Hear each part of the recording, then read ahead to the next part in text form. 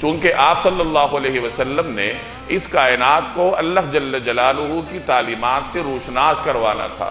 تو ابتدا ہی سے اللہ جل جلالہ نے لوگوں کے دل و دماغ میں یہ بٹھا دیا کہ یہ شخصیت غیر معمولی سعادت کی حامل ہے۔ اللہ تبارک و تعالی نے ان کو انفرادی شان عطا کی ہے۔ یہی وجہ ہے کہ آپ کی جو ولادت ہوئی ہے تو ولادت کے وقت سے بلکہ ولادت سے پہلے ہی حالات اس طرح کے پیدا کر دیے گئے تھے جو اس بات پر دلالت کرتے تھے کہ اس بچے کو اللہ تبارک و تعالی نے کوئی انفرادی شان عطا کی ہے۔ چنانچہ آپ کی والدہ ماجدہ سیدہ آمنہ بیان فرماتی ہیں کہ نبی کریم صلی اللہ علیہ وسلم جب میرے بطن میں تھے تو مجھے کسی قسم کی کوئی دشواری کا سامنا نہیں ہوا۔ جیسے عام طور پر اس حالت میں خواتین بوجھ محسوس کرتی ہیں، انہیں طرح طرح کی پیچیدگیوں کا سامنا کرنا پڑتا ہے، تو سیدہ آمنہ فرماتی ہیں کہ میرے ساتھ اس قسم کا کوئی معاملہ نہیں ہوا۔ مزید فرماتی ہیں کہ جب آپ صلی اللہ علیہ وسلم میرے بطن میں تھے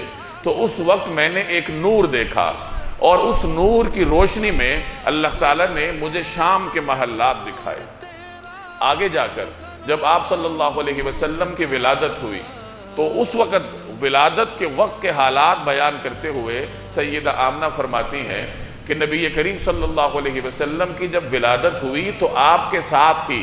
میرے جسم سے ایسا نور نکلا جس سے مشرق یعنی دنیا کے مشرق اور مغرب کا درمیان اللہ تبارک و تعالی نے میرے لیے روشن کیا۔ یہ نور اس نور سے الگ ہے جو کہ سیدہ آمنہ نے ولادت سے پہلے دوران حمل دیکھا تھا۔ وہ یا پہلے بھی اللہ نے نور دکھایا اور اس کی روشنی میں انہوں نے شام اور بصرہ کے محلات دیکھے، اور بوقت ولادت پھر اللہ تبارک و تعالی نے انہیں اس طرح کا ایک نور دکھایا جس سے یہ ثابت ہوتا تھا کہ اللہ تبارک و تعالی نے اس پیدا ہونے والے عظیم المرتبت بچے کو نرالی شان عطا فرمائی ہے۔